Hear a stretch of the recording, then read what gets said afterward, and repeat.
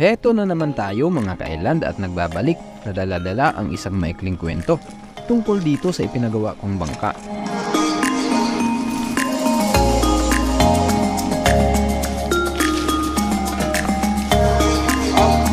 Nang matanggap ko nga mga ka-island ang hudyat na pwede nang kunin itong ipinagawa kong bangka, ay agad naman akong lumuwas tungo sa Oriental Mindoro.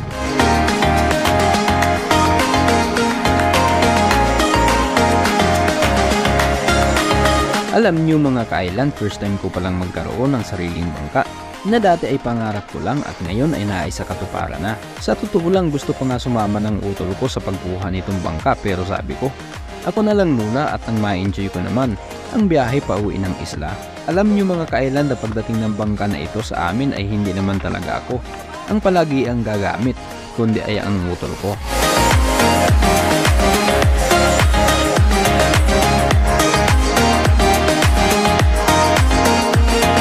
Sa mga sandaling ito mga ka-island ay palakad-lakad lang ako lipat sa magkabilang side at manghang-mangha sa ganda ng pagkayari nitong bangka.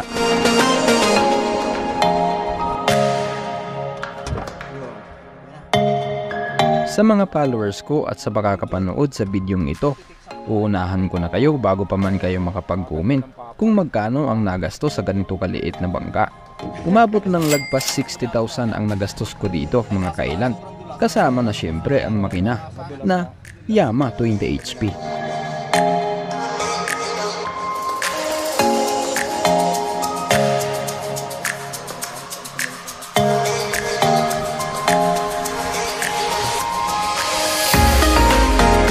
Ito na yung moment mga ka-island na lulutang na ang bangkang ito sa unang pagkakataon at sooner or later ay makakasama ko sa paggawa ng mga content.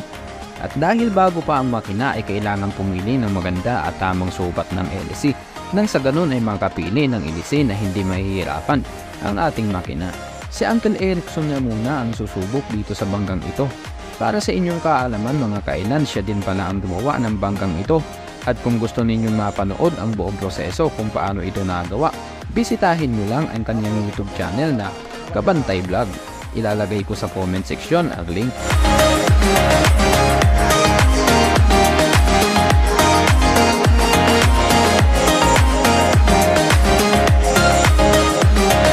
Sa unang inisipan ng mga ka-island ay nakita namin na nahihirapan ang makina.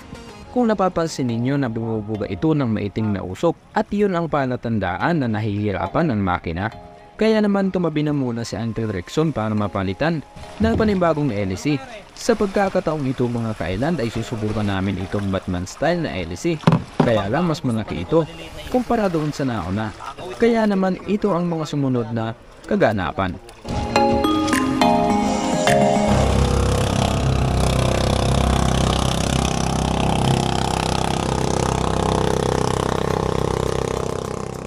Sa pagkakataong ito mga ka-island ay umuusog pa din naman yung makina. Good thing is hindi na ganun kanala gaya doon sa nauna. Pagbalik na ni Uncle Erickson sa tabi ay heto ang utol niya na si Kuya Rosel. May dala-dala na bagong LC at sabi niya, subukan ko daw ito. Baka sakali na maging mas maalwanan ang makina. Bilib talaga ako sa mga tao dito mga ka-island sa husay nilang makisama sa kapwa. Sa tatlong LC na sinubukan, lahat yun ay personal na ng mga gamit. At willing sila na ipagbili sa akin kung sakaling fit ito sa makina. Itong si Kuya Rosel nga pala mga ka-island ay may YouTube channel din na Russell Fishing Adventure. Gumagawa din siya ng mga fishing vlogs kagaya namin ni Chad's TV. Sa pangatlong pagkakataon mga ka-island ay sa wakas at naging swak na din ang ikinabit na LC at agad ko naman itong binayaran kay Kuya Rosel.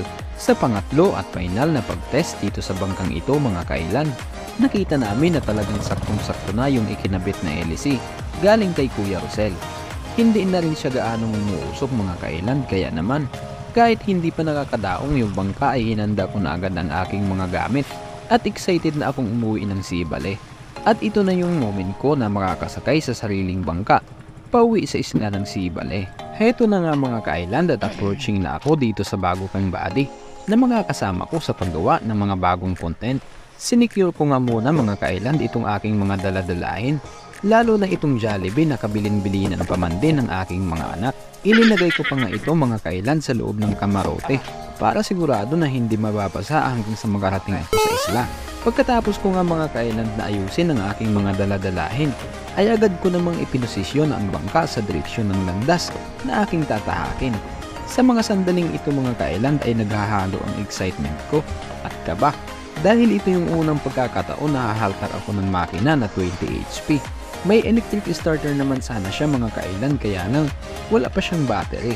Saka na lang siguro ako bibili ng battery mga ka-island kapag nagreklamo na sa pagod ng kahahaltat ang utol ko na siyang palagi ang gagamit ng bangkang ito pagdating sa isla ng Sibale. Sa unang paghatak ko mga ka-island ay natanggal ang pagkasabit ng tali sa puliya. Kaya naman kamuntikan pang mahulog ang aking camera na nakalagay sa aking headstrap. Nasubukan ko naman na itong paandarin noong wala pa ito sa dagat mga ka-island kaya sa mga sandaling ito ako ay kampante na. Sa pangalawang beses ng paghalta ko mga ka-island ay agad namang umandar ang makina.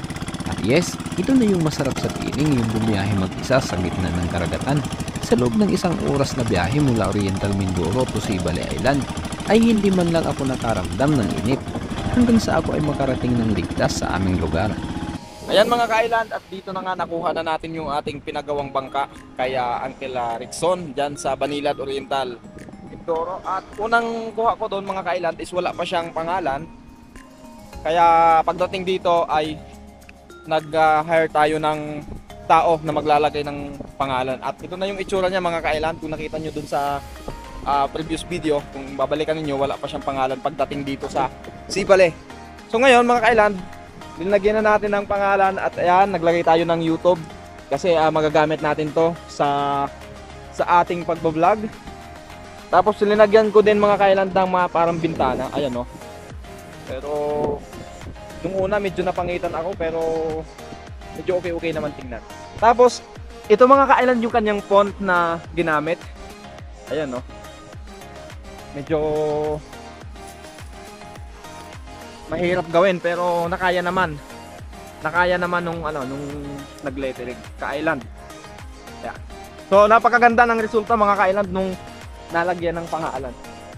At ayan na yung kabuuang itsura niya ng bangka, ayan no.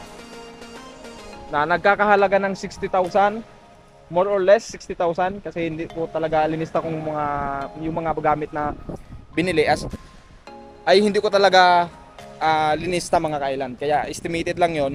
Pero malamang-lamang ganun talaga yung gastos, more or less 60,000. Kasama ang pagpalagari ng kasko at yung mga kahoy. Ayan na po yung itsura niya, yung kabuuan. So ayan, it's a blessing, panibagong gamit, panibagong resources na magagamit natin habang tayo ay nagpa-vlog. So thank you Lord, walang ibang papasalamatan tayo hindi ay ang nasa taas, dahil kung hindi niya binigay ito sa atin ay wala tayo. So salamat. At salamat din sa ating mga subscribers, salamat sa ating mga followers, at sa lahat na nagsusuporta sa ka-island.